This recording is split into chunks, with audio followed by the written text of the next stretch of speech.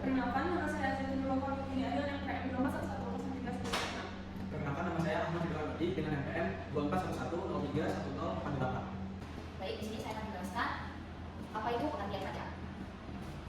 Menurut pasal 1 UU nomor 28 tahun 2007 tentang Ketentuan Umum dan Tata Cara Perpajakan atau KUHP, pajak adalah kontribusi wajib pada negara yang ditanggung oleh orang pribadi atau badan yang bersifat memaksa berdasarkan undang-undang dengan tidak mendapatkan imbalan secara langsung dan digunakan untuk keperluan negara bagi sebesar-besarnya kemakmuran rakyat.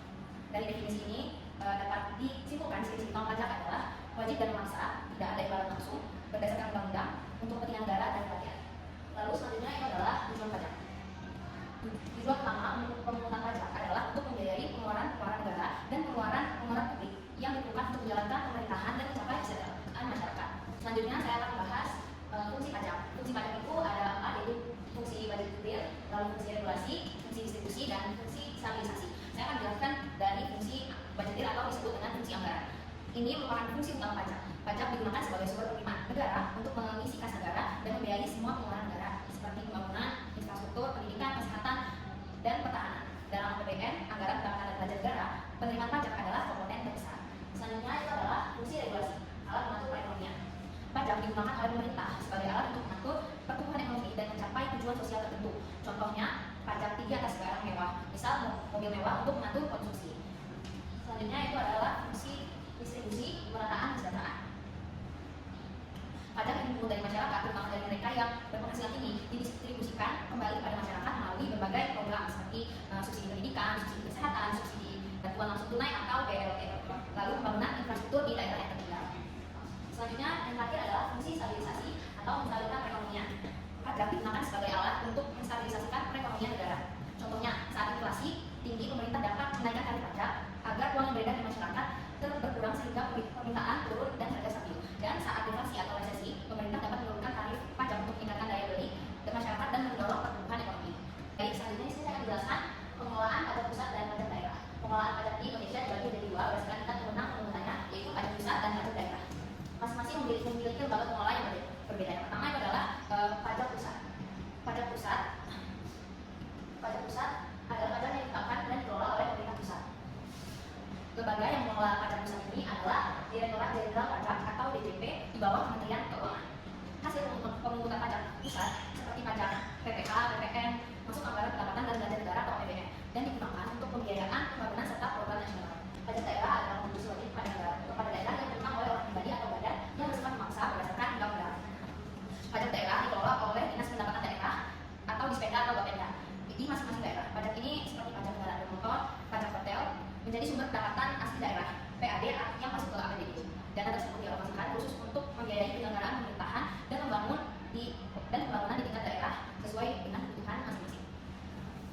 Baik, sekian dari saya. Selanjutnya akan dijelaskan oleh rekan saya. Baik, di sini saya akan menyampaikan materi tentang pajak pusat dan pajak daerah. Untuk yang pertama yaitu tentang pajak pusat. Nah, untuk pengertian sendiri, apa sih pajak pusat itu? Jadi pajak pusat adalah pajak yang dikelola oleh pemerintah dan dipungut langsung oleh pemerintah. Dan dana dari pajak pusat itu akan masuk sebagai besar ke APBN, anggaran pendapatan belanja negara. Nah, APBN itu harus digunakan untuk kepentingan nasional. Nah, untuk ciri khasnya sendiri ada 4. Yang pertama itu dipungut dan dikelola langsung oleh pemerintah pusat. Lalu yang kedua ada hasilnya itu digunakan untuk pembiayaan kepentingan nasional. Jadi untuk kepentingan nasional bukan hanya untuk daerah-daerah tertentu saja. Lalu yang ketiga, objek pajaknya bersifat luas dan berlaku di seluruh Indonesia. Nah, ciri yang lain yaitu lembaga pengelolanya, yaitu Dirjen Pajak atau yang dikenal dengan Direktorat Jenderal Pajak. Lanjut ke alokasi dana pajak. Nah, alokasi dana pajak ini pertama untuk belanja negara, pembangunan infrastruktur nasional, pendidikan, dan kesehatan. Lalu ada transfer ke daerah dalam bentuk dana alokasi umum dan dana alokasi khusus. Lalu ada subsidi dan pembayaran utang negara. Selanjutnya kita masuk ke contoh-contoh pajak pusat. Yang pertama yaitu ada PPh atau pajak penghasilan. Nah, PPh ini dikenakan atas penghasilan yang diterima oleh orang pribadi atau penghasilan yang diterima dari badan. Tarif ini bersifat progresif. Untuk pribadi dimulai dari 5% hingga 35%. Sedangkan badan sendiri itu dikenakan 22% dari laba kena pajak. Nah, PPh ini dikenakan atas penghasilan seperti gaji, honor, laba usaha, bunga, dividen, dan royalti. Sebagai contohnya, yaitu seorang karyawan dengan gaji 10 juta per bulan akan membayar PPh pasal 21. Dan untuk perusahaan itu membayar PPh badan dari keuntungan usahanya atau dari labanya. Nah, yang kedua yaitu ada PPN atau pajak pertambahan nilai. Nah, PPN ini dikenakan atas konsumsi barang dan jasa di luar negeri. Tarif PPN saat ini yaitu 11%. Dan direncanakan akan naik 12% pada tahun 2025 ini. Cuma itu masih rencana. Nah, ciri khas PPN ini merupakan pajak konsumsi. Jadi bukan penghasilan atau yang ditanggung oleh konsumen. Contohnya yaitu saat kita membeli barang seperti HP dengan harga 5 juta, maka kita akan dikenakan tambahan PPN sekitar 11%, yaitu 540.000. Jadi kita total membayar HP-nya itu 5.550.000. Selanjutnya kita masuk ke pajak daerah. Nah, kalau pajak pusat yang dikelola oleh pemerintah, pajak daerah ini dikelola oleh pemerintah daerah dari tingkat provinsi maupun tingkat kota. Hasil pajak daerah ini akan masuk ke APBD atau anggaran pendapatan belanja daerah. Nah, untuk ciri khasnya, yang pertama ini dipungut dan dikelola oleh pemerintah daerah. Lalu hasilnya digunakan untuk menyumbang biaya kebutuhan dari masing-masing daerah. Lalu yang ketiga, tidak berlaku seragam di seluruh Indonesia. Jadi pajak daerah ini tergantung dari daerah masing-masing. Lalu yang keempat, lembaga pengelolaannya yaitu Bapenda atau Badan Pendapatan Daerah. Nah, untuk alokasi dana pajak daerah ini, yang pertama untuk membangun infrastruktur daerah seperti jalan provinsi dan jembatan atau pasar daerah itu sendiri. Lalu ada layanan publik daerah seperti kesehatan, pendidikan, dan transportasi umum. Lalu untuk belanja pegawai daerah dan program sosial masyarakat lokal. Lalu kita lanjut ke contoh pajak daerah. Pajak daerah ini dibagi jadi dua tingkat. Yang pertama tingkat provinsi dan tingkat kabupaten atau kota. Untuk tingkat provinsi sendiri ada dua contoh yang saya ambil, yaitu PKB, pajak kendaraan bermotor, dan BBNKB, yaitu biaya balik nama kendaraan bermotor. Untuk PKB sendiri, PKB ini dikenakan atas kepemilikan kendaraan bermotor. Tarifnya itu antara 1% hingga 2% dari nilai jual kendaraan. Contohnya pemilik mobil dengan nilai jual 200 juta hanya akan membayar PKB sekitar 2 juta per tahun. Lalu untuk BBNKB, ini pajaknya dikenakan atas penyerahan hak milik kendaraan, seperti saat membeli kendaraan baru atau saat ganti nama. Tarif umumnya itu 10% dari harga kendaraan. Contohnya motor baru dengan harga 20 juta akan digunakan BBNKB 2 juta saat balik nama. Lalu untuk tingkat kabupaten ada dua juga, yaitu PBB dan BPHTB. Untuk PBB sendiri dikenakan atas kepemilikan pemanfaatan tanah dan bangunan. Tarifnya ini maksimal 0,3% dari NJOP kena pajak. Contohnya pemilik rumah dengan NJOP 300 juta akan membayar PBB sekitar 900.000 per tahun. Lalu untuk BPHTB yaitu biaya perolehan hak atas tanah dan bangunan. Ini dikenakan atas perolehan hak tanah dan bangunannya. Misalnya saat jual beli atau warisan atau balik nama harga. Tarifnya itu sebesar 5% dari dari nilai objek kena pajak. Contohnya ini seseorang membeli rumah senilai 500 juta, lalu dikurangi NJOP TKP senilai 60 juta, lalu dasar pajaknya adalah 440 juta. Nah, 440 juta ini dikali dengan 5%, maka dia kena pajak BPHTB yaitu 22 juta rupiah. Sekian materi saya, selanjutnya ada soal pengajuan. Oke, baik. Di sini saya akan menjelaskan mengenai kedua perbandingan hal tersebut. Oke. Nah, pertama, pajak pusat. Pajak pusat itu apa sih? Pajak pusat itu tujuannya adalah membiayai belanja negara secara nasional, pertahanan, pendidikan nasional, infrastruktur. Sedangkan pajak daerah itu tujuannya adalah membiayai kebutuhan spesifik daerah, turisme kota, jalan lokal, dan juga pasar tradisional. Lalu di sini struktur organisasinya nih. Di sini dijelaskan bahwa pajak pusat itu kantornya pusat di DJP di Jakarta. Di sini mempunyai 4 wilayah kota, yaitu Sumatera, Jawa, Kalimantan, Indonesia bagian timur. Lalu selanjutnya itu ada pajak daerah, di mana itu struktur organisasinya itu dilakukan oleh Dinas Pendapatan Daerah. Di situ dia lakukan oleh unit pelayanan negara di tingkat kecamatan. Lalu selanjutnya itu ada badan hukum, yang dimana itu terdapat undang-undang yang dibentuk oleh DPR RI bersama pemerintah pusat. Nah, di sini pemerintah pusat RUU, lalu pembahasan DPR RI, pengesahan dasarnya, lalu lanjut ke UU. Lalu selanjutnya dasar hukum pajak daerah itu ada di Despeda, lanjut ke Rakerda, pembahasan DPRD, pengesahan kepala daerah, lalu lanjut ke Perda. Nah, lalu selanjutnya itu saya akan menjelaskan mengenai wajib pajak. Wajib pajak itu pertama, pajak pusat itu terdapat subjek pajaknya. Yang pertama itu orang pribadi, kedua badan yang berkedudukan di Indonesia, yang ketiga itu ada badan usaha tetap asing yang beroperasi di Indonesia. Lalu selanjutnya pajak daerah. Nah, pajak daerah itu subjek pajaknya itu orang atau badan yang memiliki objek pajak di wilayah tertentu, pengguna jasa yang menjadi objek pajak daerah, lalu yang dibentuk pemegang hak kepemilikan atas objek pajak. Lalu selanjutnya itu ada cara pembayaran dan juga administrasi. Nah, untuk pajak pusat itu pembayarannya itu self assessment system.